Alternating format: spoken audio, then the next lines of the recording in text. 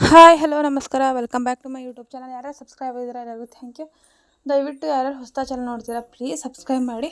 ನಾನು ಇವತ್ತು ತಾಲಿಪಟ್ ಅಥವಾ ತರಕಾರಿ ರೊಟ್ಟಿ ಮಾಡೋದು ಹೇಗೆ ಅಂತ ಹೇಳ್ಕೊಡ್ತಿದ್ದೀನಿ.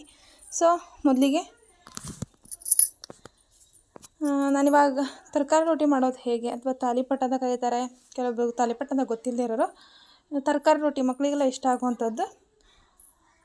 ಅವರು ಈಗ ರೊಟ್ಟಿ ಅವ್ರಿಗೂ ಕೆಲವೊಬ್ರು ಇಷ್ಟ ಆಗೋಲ್ಲ. ಸೊ ಅಂಥವ್ರಿಗೆ ಇದನ್ನು ಮಾಡಿಕೊಟ್ಟು ಚೆನ್ನಾಗಿ ತಿಂತಾರೆ ಅನ್ನೋ ಕಾರಣಕ್ಕೆ.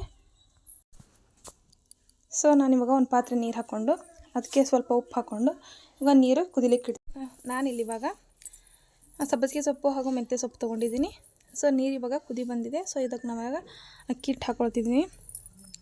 ಸೊ ನೋಡಿ ನಾನು 2 ಬೌಲು ಅಕ್ಕಿ ಹಿಟ್ಟು ಹಾಕ್ಕೊಂಡಿದ್ದೀನಿ. ಅದಕ್ಕೆ 1-2 ಸ್ಪೂನ್ ಅಚ್ಚ ಖಾರದ ಪುಡಿ ಹಾಗೆ ಮಸಾಲ ಹಾಕ್ಕೊಂಡಿದ್ದೀನಿ.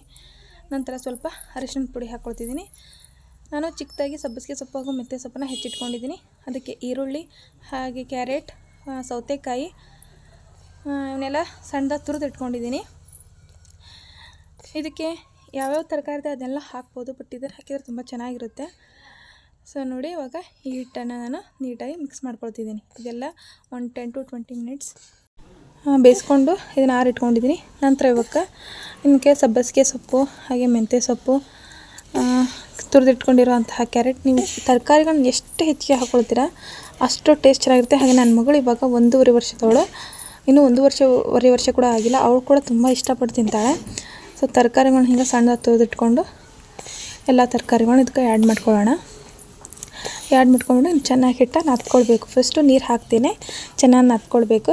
ನೋಡಿ ನಾದ್ಕೊಂಡ ನಂತರ ಈ ರೀತಿ ಕಾಣ್ತಿದೆ. ಇದನ್ನ ಸಣ್ಣದಾಗಿ ರೊಟ್ಟಿ ಮಾಡ್ತೀವಲ್ಲ ಅದಕ್ಕೆ ನಾದ್ಕೊಂಡು ಸಣ್ಣ ಉಳ್ಳೆ ಮಾಡಿಟ್ಕೋಬೇಕು. ನೋಡಿ ಈ ಥರ ಮಾಡಿಟ್ಕೊಂಡಿದ್ದೀನಿ. ನೀವೇ ನೋಡ್ಬೋದು ತರಕಾರಿಗಳನ್ನ ಎಷ್ಟು ಸಣ್ಣದಾಗಿ ಹೆಚ್ಚಿಟ್ಕೊಂಡಿದ್ದೀನಿ ಹಾಗೆ ಹೇಗೆ ಕಾಣ್ತಿದೆ ಅಂತ. ಸೊ ನಾನು ನಿಮಗೆ ವಿಡಿಯೋ ತೋರ್ಸೋಕ್ಕೋಸ್ಕರ ಇದನ್ನ ರೆಸಿಪಿ ಮಾಡ್ತಿಲ್ಲ. ಎಷ್ಟೊಂದು ಮಾಡಿದ್ದೀನಿ ಅನ್ನೋದು ನಾನು ನಿಮಗೆ ತೋರಿಸ್ತೀನಿ. ಸೊ ನೀವು ನೋಡ್ತಿರ್ಬೋದು ಎಷ್ಟೊಂದು ಮಾಡಿಟ್ಕೊಂಡು ನಾನು ಒಂದು 30-35 ಉಳ್ಳೆಗಳು ಮಾಡಿಟ್ಕೊಂಡಿದ್ದೀನಿ. ಸೊ ಇವಾಗ ಇದನ್ನು ಬೇಯಿಸ್ಕೊಳ್ತೀನಿ. ಏನಿಲ್ಲ ಲಟ್ಟಣಿಕೆಲಿ ಉತ್ಕೊಂಡ್ಬಿಟ್ಟು ಈಗ 2 ಕಡೆ ಎಣ್ಣೆ ಹಾಕ್ಕೊಂಡ್ಬಿಟ್ಟು ಚೆನ್ನಾಗಿ ಬೇಯಿಸ್ಕೊಳ್ಬೇಕು ಇದನ್ನು. ನೋಡಿ ನಾನಿವಾಗ 1-2 ಬೇಯಿಸಿದ್ದೀನಿ, ಅದನ್ನು ತೋರಿಸ್ಕೊಳ್ತಿದ್ದೀನಿ. ನೋಡಿ ಈ ಥರ ನಾವು ಈ ಕಡೆ ಇದಕ್ಕೆ ಬಿದಿರು ಚಿಬ್ಲ ಅಂತ ಕರಿತೀವಿ. ಸೊ ಅದರಲ್ಲಿ ಹಾಕ್ಕೊಳ್ತಿದ್ದೀನಿ. ಈಗ ಮತ್ತೆ 1-2 ಬೇಯಿಸ್ಕೊಂಡು ಮತ್ತೆ ಹಾಕ್ಕೊಳ್ತಿದ್ದೀನಿ.